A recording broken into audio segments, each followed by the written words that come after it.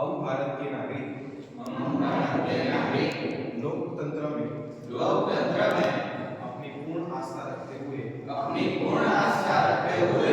यह शपथ लेते हैं कि हम अपने देश की लोकतांत्रिक परंपराओं की मर्यादा बनाए रखेंगे तथा स्वतंत्र निष्पक्ष एवं शांतिपूर्ण निर्वाचन की गरिमा को अनुक्षण करते हुए निर्भीक होकर धर्म वर्ग